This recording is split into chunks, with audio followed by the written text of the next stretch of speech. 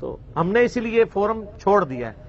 ہم اپنا مقدمہ عوام کی عدالت میں رکھ رہے ہیں اور عوام قبول کرے گی. یہ بھی اپنا مقدمہ عوام کی عدالت میں رکھیں تو لوگ جب کلپ دیکھیں گے کہ ایک طرف ایک بندہ وہ ہے جو کتاب و سنت سے دلائل پیش کر رہا ہے اور دوسری طرف بندہ وہ ہے جو کہتا ہے انجینئر محمد علی مرزا کو کیا پتا کہ بابا کیا چیز ہوتی ہے, بابا اپنے جہان میں ایک چیز ہوتی ہے. تو سر لوگوں کو پتا چل جائے گا کہ انہوں نے یہ بھی پتا لگے گا کہ تو کیا چیز ہے. ٹھیک ہے. پھر جب ہم لوگ کھانا کھایا اکٹھا ساتھ بیٹھ کے ہی, اس کی بھی تصویر ہے. کھانا تو بالکل چڑی جی نہ کھانے نے نا, صحت بھی تسی دیکھ لو, کھانا بہت تھوڑا کھاتے ہیں. تو کھانے کے دوران بھی کچھ گپ شپ ہوئی, اس کے بعد پھر ہم دوبارہ کمرے میں. لیکن اب یہ جتنی بھی ہماری گفتگو ہوئی ہے یہ ہوئی پبلکلی ہے, تو اس لیے میں بالکل پرسنل نوعیت کے کوشچن ان سے نہیں کر سکا. تو وہ علماء کے والے سے بات ہو رہی تھی کہ علماء کے اندر حوصلہ بڑا تھوڑا ہے. کہتے ہیں میں سارے علماء سے رابطے میں ہوں, اچھے طریقے سے ملتے ہیں, بلکہ سامنے تو بہت اچھے طریقے سے ملتے ہیں اور پیچھے جا کے میرے بارے میں کیا کچھ کرتے ہیں. تو انہوں نے ایک واقعہ سنایا, انہوں نے اس عالم کا نام بھی بتایا تھا لیکن میں اس کو سکپ کرتا ہوں, وہ فوت ہو چکے ہیں, اللہ ان کی مغفرت کرے. دیوبندی ایک عالم تھے بہت بڑے لاہور کے, ایک بہت بڑا دیوبندیوں کا بلکہ سب سے بڑا مدرسہ ہی وہ ہے, اس کے وہ محتمم تھے. تو کہتے ہیں میرے بڑے پکے دوست تھے. تو کچھ عرصہ کہتے ہیں میں ان کے پاس ملنے کبھی جاتا تھا تو ان کی مسجد میں نماز پڑھتا تھا, تو مسجد کے لوگوں نے کنسنسس کے ساتھ یہ ڈیسائیڈ کیا کہ غامدی صاحب کا درس قرآن یہاں شروع کرواتے ہیں. تو کہتے ہیں مجھے انہوں نے کہا آپ درس قرآن دے دیا کریں, آتے تو ہیں ہی کو ہفتے میں ایک دن, مہینے میں ایک دن. تو انہوں نے کہا بھائی مولانا صاحب سے پوچھو. انہوں نے کہا جی مولانا صاحب تو آگے بڑے پکے یار ہیں, ان سے پوچھنے کی کیا ضرورت ہے, وہ تو ہاں ہی کہیں گے. انہوں نے کہا نہیں اس طرح نہیں ہوتا, ان کو تو پتا تھا نا کیا ہوتا ہے. ان کا آپ پوچھ لیں, انتظامیہ تو پوری کانفیڈنٹ تھی. جس طرح آپ بڑے شریفانہ انداز میں جا کے بخاری مسلم سے رفع الیدین والی حدیثیں دکھاتے ہیں اور ایکسپیکٹ کرتے ہیں کہ اگلا بندہ کہے گا ہاں جی بالکل میں بھی شروع کرتا ہوں. سر یہ دنیاوی ٹیچر ہی ہے, میتھ کا, فزکس کا, کیمسٹری کا, کہ جسے کتاب دکھائیں تو وہ مان لیتا ہے. مولوی نہیں کتاب مانتا, کیونکہ مولوی تو بابوں کے پیچھے چل رہا ہے. اسی لیے میں کہتا ہوں کتابوں کا خدا اور ہے اور بابوں کا خدا اور. ہم اس لیے اپنے آپ کو کتابی کہتے ہیں کہ نہ میں وابی نہ میں بابی, میں ہوں مسلم علمی کتابی. اچھا اب سنیں مزے کی بات. کہتے ہیں کہ جی وہ مولانا صاحب سے انہوں نے کہا پوچھ لیتے ہیں. کہتے ہیں مولانا صاحب کے ساتھ ذکر کیا تو انہوں نے وہاں پہ پوری تقریر کی اور اتنے سخت الفاظ میں مجھے کنڈیم کیا. لوگوں کو بڑی حیرانگی ہوئی کہ یار یہ چنگی دوستی ہے ان کی. انہوں نے کہا یہ تو آپ نے بات کی ہے, آندہ آپ کے دل میں بھی کبھی خیال نہ آئے کہ اس بندے کا, اس گمراہ کا یہاں پہ درس کروانا ہے. کہا جی آپ جو ہے مطلب اتنے آپ کے قریبی دوست. انہوں نے کہا میں نے کہا نا کہ آپ نے خیال بھی نہیں لانا, یہ کیوں والی بات کس طرح آپ نے سوچی. اچھا کہتے ہیں وہ یہ تقریر کر کے باہر نکلے نا, تو وہ ڈرائیور تھا یا کوئی بھی دوست تھا, اس کو کہتے ہیں یار گاڑی نکالو. کہا کدھر, ان کا وہ غامدی سے ملنا ہے جا کے نا. اس نے کہا جی آپ نے ابھی تو اتنا کچھ اس کو سنایا ہے وہاں پہ.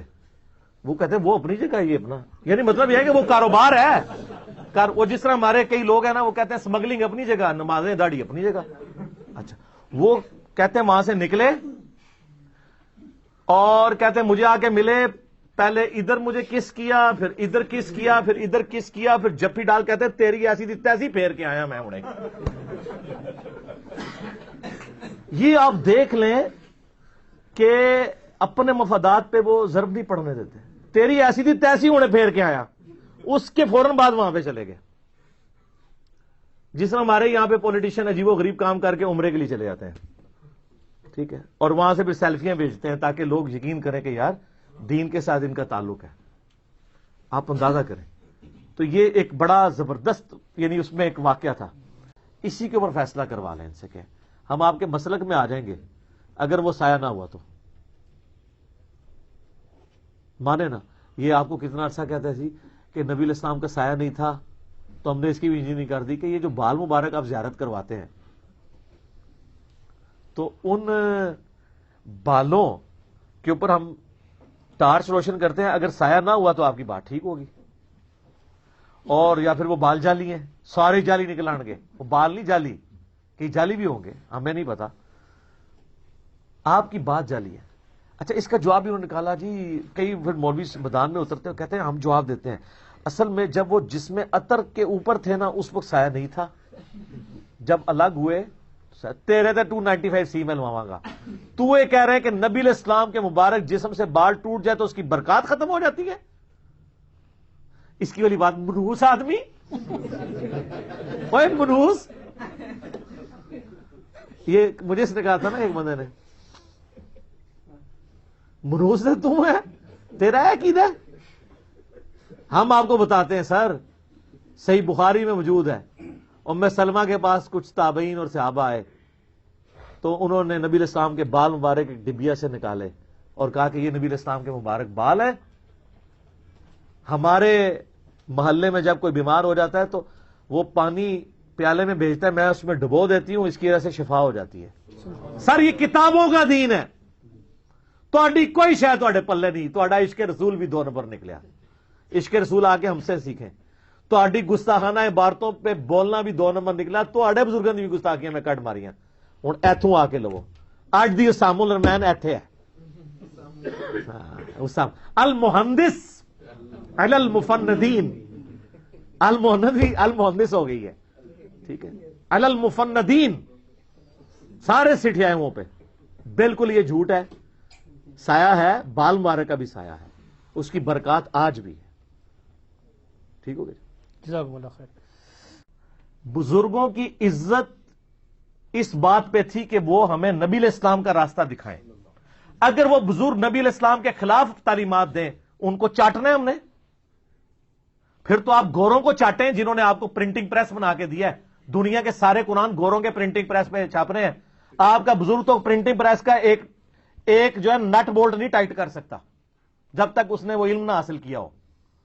کسی بزرگ نے دریافت کی ہے پرنٹنگ پریس یہ انوینٹ کی ہے؟ اور جی بزرگ نیچے نگاہ مارتے ہیں 7 زمینیں, تیل بھی کراس ہو گیا. تیل کا پہلا کنواں تو سر ایڈون نے دریافت کیا ہے. ہاں, اور اس کو 250 سال آلموسٹ بڑی مشکل سے ہوئے ہیں. 1753 میں پنسلوینیا امریکن اسٹیٹ میں سر ایڈون نے, ویسے داڑھی ان کی بھی تھی, تو انہوں نے دریافت کیا ہے. کسی بزرگ سے نہیں دریافت ہوا. آپ تیل ہی کوئی رحمت اللہ علیہ دریافت کر دیتا, وہ گھڑی بنا دیتا, کوئی کام کیا جو اتنا ماشاءاللہ دیکھتے ہیں وہ تیل ہی دریافت کر دیتے. الٹا آپ کے جو نئے رحمت اللہ علیہ ہیں ان کے گاڑیوں کے تیل آپ کے مریدین کے چندوں سے پورے ہو رہے ہیں, وہ تو اس کا بھی تیل پورا نہیں کر سکتے. تو یہ میں پھر اور طرف چل پڑوں گا. مجھے کسی بزرگ سے کوئی لینا دینا نہیں, نہ مجھے کسی کے ساتھ کوئی ذاتی دشمنی, نعوذ باللہ. اللہ تعالیٰ پردہ رکھتا ہے. وہ کہتے ہیں جی اللہ اگر دکھائی دے, وہ کرنا کیا ہے وہ چوں, کسی دوسرے بندے کو کسی دوسرے کا گناہ دکھا کے نکالنا کیا ہے اس میں. صحابہ کرام کو تو بخاری مسلم میں آتا ہے نبی علیہ السلام کا خچر بدک گیا, آپ رک گئے, اور وہ کہتے ہیں جی دیکھا نا خچر بدکا ہے, تو بزرگ بھی بدک سکتے ہیں.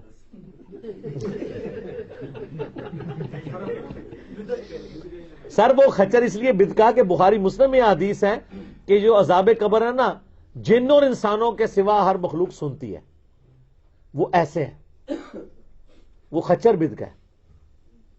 وہ کہتے ہیں دیکھیں, اور یہ بیان کرتے ہیں, وہ کہتے ہیں نبی علیہ السلام خچر کے اوپر بیٹھے تو خچر کو بھی علم غیب آ گیا. نبی علیہ السلام جس خچر پہ بیٹھے اس کو تو علم غیب آ گیا, اور جو ہر وقت نبی کی صحبت میں رہتے ہیں ان کو پتہ ہی نہیں چلتا قبر کو عذاب ہو رہا ہے, یعنی صحابہ کرام. یعنی پھر آپ یہ کہنا چاہ رہے ہیں کہ خچر کا علم صحابہ کرام سے زیادہ ہے ایج اے انجینئرنگ. کیا بات, انجینئرنگ.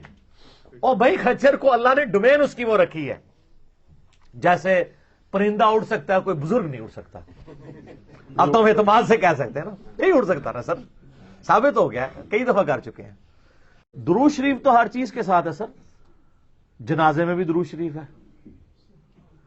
دعائے قنوت میں بھی درود شریف ہے. تو درمیان والے تشہد میں درود شریف پڑھ لیا کریں.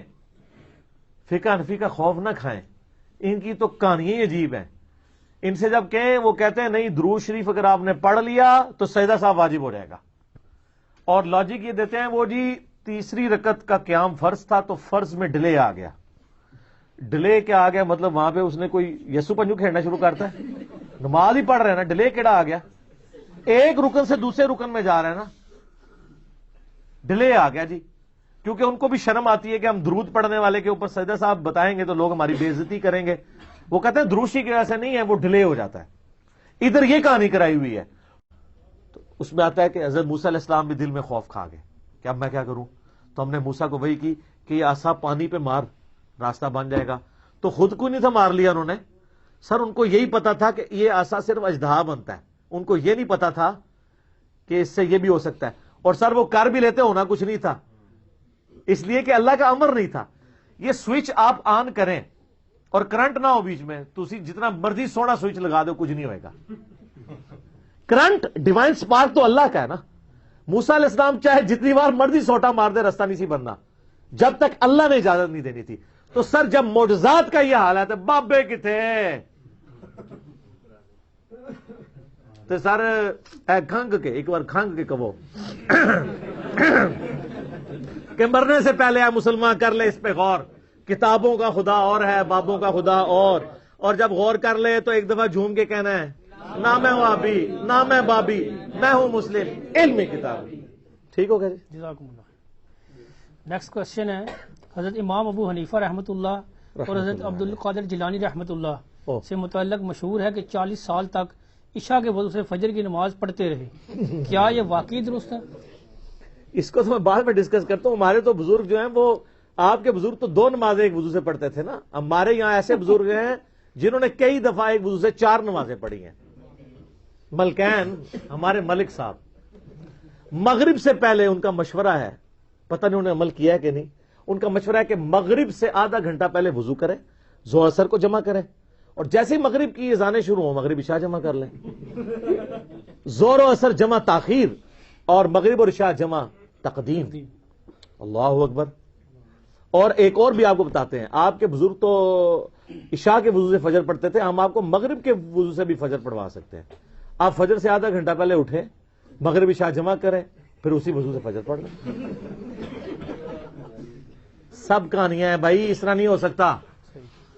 پھر وہ پوری دیہڑی ستے رہنے ہونے نے، یا تو دیہڑ دی 5 نمازاں پڑھ لین جڑی فرض نے، تو یار رات دی عبادت کر لین. یہ تو ہو ہی نہیں سکتا. جی وہ تو چلو ایک علیحدہ گل ہے، جھوٹ، یہ بالکل جھوٹ ہے. اور اس میں کوئی بزرگوں کا مذاق نہیں ہے. بزرگ بھی اگر یہ سنیں نا پہلی دفعہ، ان کی بھی ہنسی چھوٹ جائے تو یار کیا کہہ رہے ہو. یہ پاسبل نہیں ہے. بڑی مشکل سے ہم اس کو مینج کرتے ہیں. آؤٹ اسٹیشن لوگ اتنے آتے ہیں، ان کا انتظام کرنا پڑتا ہے. تو یہ سب لوگ اپنے اپنے کاموں کو چھوڑ کے یہاں پہ بیٹھے ہوئے ہوتے ہیں. یہ اس طریقے سے نہیں ہو رہا. ویسے آپ جیسے جتنے علماء میرے خلاف ویڈیوز ریکارڈ کرواتے ہیں نا، اکثر سنا ہوگا آپ کو، کہتے ہیں اکیلا بیٹھ کے لگا رہتا ہے، اور خود جتنے جواب دے رہے ہوتے ہیں وہ اتنے اکیلے ہوتے ہیں کہ وہ اپنا موبائل ساتھ میں سیلفی سٹک کے اوپر ریکارڈ کر رہے ہوتے ہیں. ایک غریب تو بدتمیز. میرے سامنے 50 60 100 150 ابھی قرآن کلاس میں 100 سے اوپر لوگ ہوتے ہیں، اور مجلس میں بھی آل بہت 70 80 لوگ ہوتے ہی ہیں.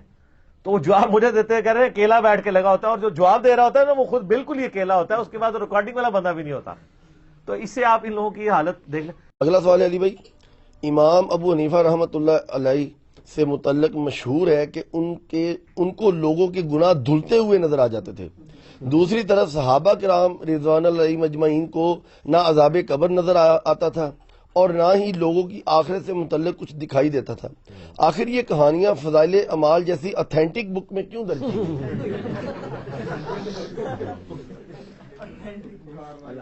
فضائل اعمال اگر اتھینٹک بک ہوتی تو یہ کچھ نہ لکھا ہوتا اس میں. یہ آپ کو یہ بھی اس کہانی میں سے ایک کہانی یہ بھی نکلی ہے کہ آپ کو یہ بھی بتایا گیا کہ فضائل اعمال اتھینٹک بک ہے. وہ تو سیکنڈری بک بھی نہیں ہے، وہ تو ٹرشری بک ہے، اس سے بھی آگے کی چیز ہے. کتابیں تو یہ ہیں سر، مرنے سے پہلے اے مسلمان کر لے اس پہ غور، کتابوں کا خدا اور ہے، بابوں کا خدا اور. تو یہ بالکل جھوٹی کہانیاں لکھی ہوئی ہیں. تو فضائل مال میں اگر ایسا لکھا ہوا ہے تو وہ اللہ تعالیٰ کو خود جواب دیں گے کہ انہوں نے یہ باتیں کہاں سے نقل کی ہیں. تو بالکل عجیب و غریب قسم کی باتیں.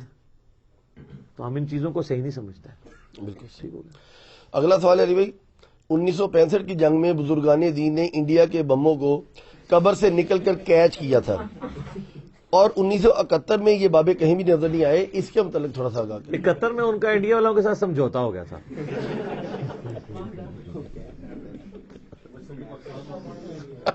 تو وہ شاید ناراض تھے ادھر سے، اس وجہ سے. سب کہانیاں میرے بھائی، آپ نے دیکھا نہیں مزارات کے اوپر کس طریقے سے دہشت گردوں کے حملے ہوئے. ہم کنڈیم کرتے ہیں.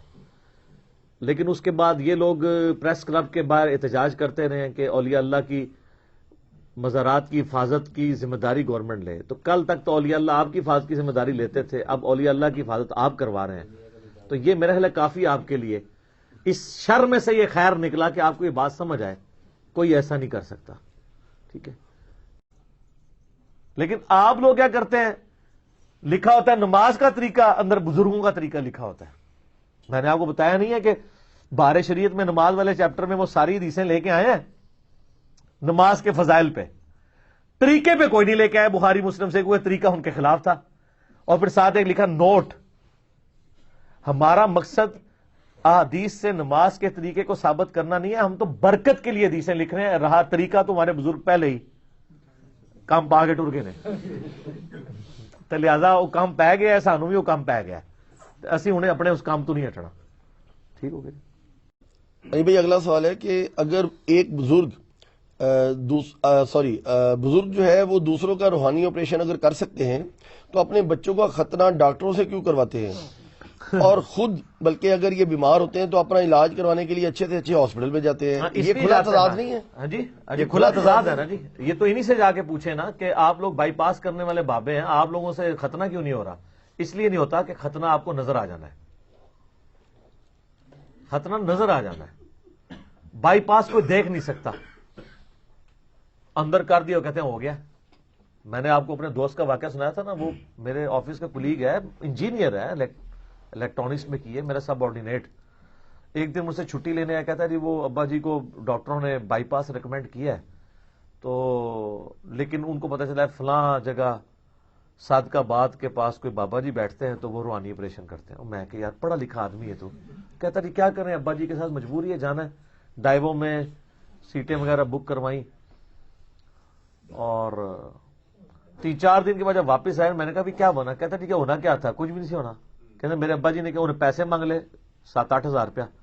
تو کہتے میرے ابا جی نے کہا کہ میں پیسے ضرور دوں گا, لیکن یہ ہے کہ میں جب 10 قدم واک کرتا ہوں مجھے سانس چڑھتا ہے, تو میں ادھر ہی چیک کروں گا میرا آپریشن ہوا ہے کہ نہیں. ہائے ہائے ہائے, انجینئر کا ابا بھی تھوڑا بہت انجینئر ہوتا ہے. تو آپریشن کر کے فارغ ہوا, وہ چلا, اس کو سانس چڑھنا شروع ہو گیا. ہم نے کہا کوئی آپریشن نہیں ہوا, سب جعلی ہے. پھر اس کا وہ بائی پاس انہوں نے کروایا, اللہ کا شکر ہے معاملہ ٹھیک ہوئے. لیکن یہ پریکٹیکلی چیک ہو گیا, اس طرح نہیں کوئی بائی پاس ہوتا. آپ اقرار الحسن کو دیکھیں نا, اس طرح کے سارے روحانی آپریشن کرنے والے بابوں کو ننگا کیا ہے نا اس نے. یہ سب کہانی ہے. یہ ہم نے یہ بات بتائی ہے کہ آپ ختنہ کروا کے بتائیں ان سے, اور خون نہیں نکلنا چاہیے کیونکہ روحانی آپریشن میں خون نہیں نکلتا. سوال ہے, ہمارے ہاں حنفی حضرات یعنی بریلوی اور دیوبندی 2 ہاتھ سے مصافحہ کرتے ہیں, جبکہ اکثر اہل حدیث اس کی مخالفت کرتے ہیں اور 1 ہاتھ سے مصافحہ کرنے ہی پر زور دیتے ہیں. آخر دونوں طریقوں میں سے کون سا طریقہ سنت ہے؟ دونوں طریقے سنت ہیں. یہ صرف فرقہ وارانہ تفریق کی وجہ سے ایسا ہو گیا, بلکہ میں تو 2 ہاتھ سے ہی سلام دیتا ہوں عموماً. کبھی کوئی ہاتھ مصروف ہو تو 1 ہاتھ سے بھی لے لیتا ہوں. دونوں طریقے سنت ہے, لیکن اہل حدیث مجھے کوئی نظر آ جائے تو اسے میں 2 ہاتھ سے لیتا ہوں, تاکہ وہ چھیڑے تھے پوچھے منو کہ کیا, تو پھر میں اسے بتاؤں کہ یہ کیا ہے. یہ تو کہانی چھوٹی, اس تو بڑی کہانی کشف المحجوب میں لکھی ہوئی ہے کہ بازید بستامی جب حج کو گئے تو کعبہ ہی غائب تھا. وہ کہتے نہیں, وہ کہنے کا مقصد ہے کہ کعبے کی عمارت تھی, اندروں روح نکل گئی سی. اچھا, کہتے ہیں میرا حج نہیں ہوا. اگلی دفعہ گئے تو کہتے ہیں میں نے کعبے کو بھی دیکھا اور کعبے کے رب کو بھی دیکھا. دیکھو کہانی کی ڈیوٹی, خواب نہیں بیداری. اور سورۃ الاعراف کی آیت نمبر 143 ہے کہ موسیٰ علیہ السلام کو اللہ نے کہا تو مجھے نہیں دیکھ سکتا. لیکن یہ کتابی بات ہے, وہ کہانی شریف ہے, وہ بابی ہے, یہ کتابی ہے. تو کہتے ہیں میرا حج ابھی بھی نہیں ہوا. ہوں کیا ہو گیا جی؟ وہ کہتے ہیں نہیں صرف اللہ کو دیکھتا. 3 بار کہتے صرف اللہ کو دیکھا تو کیا جی میرا حج ہو گیا. اور تذکرۃ الاولیاء میں لکھا ہے کہ مجھے اللہ نے معراج کرائی حتیٰ کہ میں عرش تک جا پہنچا اور اللہ کا مشاہدہ کیا. اتنی کہانیاں لکھی ہیں, سب کہانیاں سر چھوڑ دیں, مرنے سے پہلے غور کر لیں کہ وہ دین جو علم وحی کے ذریعے آپ کو دیا گیا ہے وہ اور ہے, اور جو بابوں نے دیا ہے وہ اور ہے. مجھے بتائیں کہ دودھ بھینس کے نیچے سے، گائے کے نیچے سے خالص ملتا ہے یا گوالے سے؟ تو آپ کے جو گوالے یہاں دین مکے مدینے سے لے کے آئے، انہوں نے خوب پانی ڈالا ہے، بیکٹیریاز والا، وائرسز والا، شیطانی وائرس، شیطانی بیکٹیریاز والا پلوٹ کر کے آپ کو دیا ہے۔ یہی وجہ ہے کہ جیسے ایک مریض کو پکوڑے بھی کڑوے لگ رہے ہوتے ہیں، اس وجہ سے نہیں کہ پکوڑے کڑوے ہوتے ہیں، اس لیے کہ اس کے منہ کا ذائقہ خراب ہوتا ہے۔ تو ہماری باتیں شروع میں لوگوں کو کڑوی لگتی ہیں، لیکن جب ذائقہ ٹھیک ہوتا ہے نا، ہائے ہائے ہائے، پھر چس آ جاتا ہے، کہتے ہیں چک کے رکھو انجینئر صاحب، چک کے رکھو کام، کیونکہ ان کو پتہ چل جاتا ہے۔ وہ اس لیے کہ ان کے پاس اپنے غصے کو ایکسپریس کرنے کا اب یہی راستہ ہے کہ یار انہوں نے کیا کیا ہمارے ساتھ، کوئی ایک شے بھی صحیح نہیں دسی۔ دعائے قنوت غلط، قنوت نازلہ پڑھانے رہے اتنا عرصہ، قنوت وتر سکھائی نہیں، ٹھیک ہے۔ اور بابا جی بڑے مشہور نے نا، بابا جی کہندے نے کہ جی ججاں کولوں دعائے قنوت سنو، اور بابا جی دعائے قنوت تے تانوں بھی نہیں آوندی، کیونکہ تسی بھی یاد کیتی ہے اللہم انا نستعینک و نستغفرک، جو دعائے قنوت وتر ہے وہ تو ہے اللہم اہدنی فی من ہدیت، تسی ججاں کول کے سننی، پہلے آپ سناؤ۔ اور حسن ابن علی کو نبی الاسلام نے ہی سکھائی تھی۔ سب کچھ کہانیاں ہیں، اللہ نے پردے رکھے ہوئے ہیں ان کے، لیکن آخرت میں تو پھر قسمت والوں کے ہی پردے رکھے جائیں گے، جو گمراہی کے پیشوا ہیں وہ تو نہیں بچتے، یہ تو ذہن میں رکھیں گے، ٹھیک ہو گیا؟ جی صحیح بات، جزاکم اللہ خیرہ۔ نیکسٹ کوشچن علی بھائی، مولانا روم نے مثنوی شریف میں حضرت موسیٰ علیہ السلام کے حوالے سے انسانی گوشت والا واقعہ جو لکھا ہے وہ اگر کسی حدیث کی کتاب میں ہے تو پلیز اس کا ریفرنس دے دیں ہمیں۔ خدا آج میرے منہ میں کچھ کٹواؤ گے، ریفرنس بتا دے۔ کسی حدیث میں نہیں میرے بھائی، کہانی شریف ہے، مثنوی شریف ہے ہی زیادہ تر کہانی شریف ہے، اور ان لوگوں کو شرم آنی چاہیے جو کہتے ہیں کہ فارسی کا قرآن ہے مثنوی۔ انبیاء کی صراحتاً گستاخیاں ہیں اس کے اندر، ہاں ذاتی طور پہ اچھی باتیں بھی ہوں گی، اچھی باتیں تو آپ کو گمراہ لوگوں کی کتابوں میں مل جاتی ہیں، اس کا یہ مطلب نہیں ہے کہ آپ ان کو ایز اے شخصیت پروموٹ کریں گے۔ وہ کہتے ہیں کہ جی یہ جو واقعہ بتا رہے ہیں، وہ کہتے ہیں جی اللہ تعالیٰ نے کہا مجھے انسانی گوشت چاہیے، تو موسیٰ علیہ السلام اس گوشت کی تلاش میں نکلے، تو حتیٰ کہ ان کو ایک بندہ مل گیا جس نے کہا جی میرے رب نے گوشت مانگا ہے، تو وہ سوچ میں پڑ گیا کہ میں کہاں سے، اس نے کہا جی ایک بوٹی یہاں سے کاٹ لیں، اس کا یہ نہ پسند ہے، یہ کاٹ لیں، یہ کاٹ لیں، یہ کاٹ لیں، یہ کاٹ لیں۔ اللہ کے پاس پہنچے تو اللہ تعالیٰ نے فرمایا کہ موسیٰ تو بھی انسان تھا، تو نے اپنا گوشت کیوں نہیں دیا؟ سبحان اللہ، لعنت اللہ۔ یہ نانگے پیر یہ موسیٰ علیہ السلام کو دین سکھائیں گے، تو یہ کس کا فیلئر ہے؟ موسیٰ علیہ السلام کا نہیں، اللہ کا، کیونکہ موسیٰ کا استاد کون ہے؟ اللہ۔ اللہ نے اپنے پیغمبر کو اپنا نمائندہ بنا کے دنیا میں بھیجا، اس کو نہیں پتا تھا، اور وہ نانگے نے سکھایا۔ بیسیکلی یہ بتانا چاہتے ہیں کہ نانگوں کے پیچھے لگو، کپڑے کپڑے بھی لا دو۔ اچھا یہ کیوں نہیں ہوتا؟ یہ کہتے ہیں فلانے بزرگ بالکل الگ ننگے سن، تسی کیوں نہیں ہوندے انہاں دے پیچھے ننگے؟ کہندے انہوں نے شریعت دا قلم اٹھیا سی، کیوں؟ مجذوب سن، شطحیات، بونگیاں، پاگل، قلم اٹھیا سی انہاں تو۔ جس بندے تو قلم ہی اٹھیا ہوا ہے انہوں فالو کر دیو آپ۔ یہ بالکل جھوٹا واقعہ۔ اس طریقے سے ایک واقعہ جی، وہ ایک جگہ سے گزرے تو ایک بندہ کہتا ہے اللہ تو میرے پاس آ، میں تجھے کنگھی کروں، تجھے نلاؤں دلاؤں۔ موسیٰ علیہ السلام نے اس کو سمجھایا کہ بھی اللہ کی یہ کوالٹیز نہیں ہے۔ یہ موسیٰ علیہ السلام جو اس کو سمجھا رہے تھے، یہ موسیٰ علیہ السلام کو نعوذ باللہ کیا شیطان نے یہ پٹی پڑھائی تھی کہ آپ اللہ کی کوالٹیز نے سمجھائیں؟ اللہ کی صفات کا تعارف موسیٰ علیہ السلام کو کس نے کیا تھا، کروایا تھا؟ اللہ نے۔ تو موسیٰ یہ کام نہ کرتا تو اور کیا کرتا؟ کہنا جی اللہ تعالیٰ نے کہا موسیٰ بندہ ہی ناراض کرتا ہے، باز آ جاؤ۔ موسیٰ علیہ السلام کی چنڈ نہیں سہ سکتے تسی، بڑیاں چنڈا پیڑیاں نے موسیٰ علیہ السلام نے۔ اسرائیل دی آنکھ نکلی ہوئی ہے، بخاری مسلم دوئیں چاہے تو اڈیاں بھی اکھاں کرنیاں نے موسیٰ علیہ السلام نے، کیا بدل داڑے کیا بلاؤ نا کیڑا کیڑا میرے سے واقعات بنتا رہا ہے۔ اچھا یہ سارے واقعات موسیٰ علیہ السلام کے اوپر ہیں۔ یہ اس لیے کہ موسیٰ علیہ السلام بنی اسرائیل کے پیغمبر تھے، بنی اسرائیل میں اسرائیلی روایتیں اس طرح کی جھوٹی ملتی ہیں۔ اے تفا پیا نا تو انہوں موسیٰ علیہ السلام دا لگ سمجھ جانی سے، تو اس تو پہلے میری ہلکی جی ہے تفی کھا لو کہ مرنے سے پہلے اے مسلمان کر لے اس پہ غور، کتابوں کا خدا اور ہے، بابوں کا خدا اور۔ بنی اسرائیل میں بھی بنی ہوئی تھی کیا جی؟ او یار چھڑ دے بھائی، کہانی نہ کراؤ، اگے چلو جی۔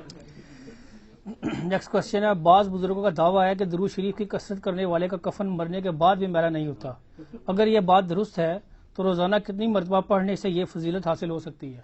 سر یہ اگر کوئی وظیفہ ہو بھی نا اور آپ پڑھ بھی لیں تب بھی یہ نہیں مانیں گے، اس لیے جب تک آپ ان کے فرقے میں نہ آئے۔ یہ کہتے ہیں بقیہ غرقت میں جو دفن ہے وہ جنتی ہے، تو بریلویوں سے کہیں کہ شیخ زکریا کاندلوی بقیہ غرقت میں دفن ہے مدینہ شریف میں، فضائل اعمال والے، وہ کہیں گے وہ تے پاویں جتنے مرضی دفن ہوئے۔ تو فضیلت تو یہ کبھی بھی نہیں حاصل ہو سکتی۔ یہ فضیلت حاصل کرنے کے لیے پہلے آپ کو فرقے میں آنا پڑے گا ان کے۔ الیاس قادری صاحب کے پیر و مرشد ضیاء الدین مدنی بھی بقیہ غرقت میں دفن ہے، تو یہ دیوبندی ان کو جنتی مان لیں گے؟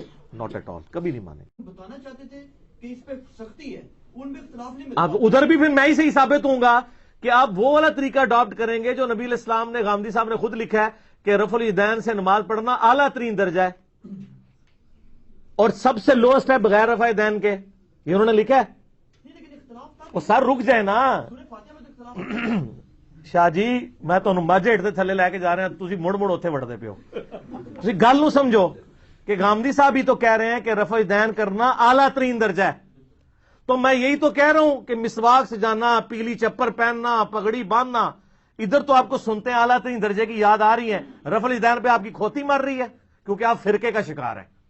یہ ہر بات میرے ہی حق میں جاتی ہے کہ بہتر کی طرف جائیں گے سر، کیوں کمزوری کی طرف جائیں گے؟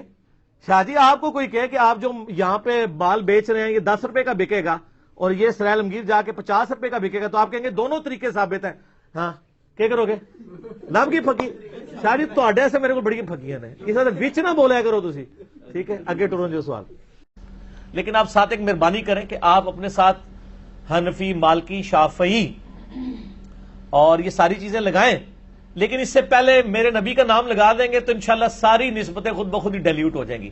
آپ لکھیں جناب اپنے آپ کو ندیم ریاض محمدی حنفی، تو حنفی بھی آپ کو انشاءاللہ حنفی نہیں کبھی مانیں گے، وہ کہیں گے نہیں یہ کوئی اور شے آئی ہے، تو لاؤ لگاؤ محمدی حنبلی، خالی حنبلی نہیں لان دیں گے تو نہ، محمدی کے ساتھ لگائیں، اور آپ کہیں کہ میری احمد بن حنبل کے ساتھ محبت ہے۔ یہ پتہ ہے شروع میں پی ٹی وی پہ آتے تھے تو کہتے ہیں جو جیو کے مالک ہیں نا وہ میرے پاس آئے، انہوں نے میرے گھٹنے کو ہاتھ لگایا کہ سر آپ جیو پہ آ جائیں، تو میں نے کہا جی میرا تو عہد نہیں توڑ سکتا، میرا تو ان سے کانٹریکٹ ہوا ہے، ان کا پیسے دے، ان کا پیسے ایسے نہیں ہے، کانٹریکٹ نہیں توڑنا۔ تو میں نے اپنا پی ٹی وی کے ساتھ جو 3-4 مہینے بھی کانٹریکٹ کراتے تھے پورے کیے، پھر جیو پہ آپ کو پتا ہے 6-7 سال وہ غامدی پروگرام چلا۔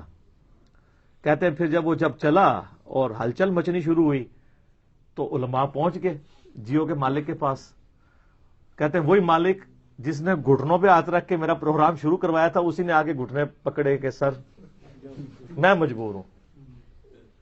بلکہ انہوں نے یہاں تک بات کی کہ مجھے علماء نے یہ بھی کہا کہ یار تیری جو بیوی ہے نا وہ پتہ ہے نا پہلے قادیانی تھی بعد میں مسلمان ہوئی بھی ہے، تو پھر آگے خود سمجھ جاؤ۔ یہ تھریٹ لگاتے ہیں علماء، ان کو کوئی اپنی آخرت کا خوف نہیں ہوتا، یعنی ان کو پتہ ہے قادیانیت والا تو ایشو کسی پہ بھی ڈالا جا سکتا ہے۔ ہمارے اس وقت پریزنٹ آرمی چیف کے اوپر انہوں نے ڈالا، حالانکہ وہ کسی دور دراز علاقے کا نہیں ہے، گکھڑ کا ہے۔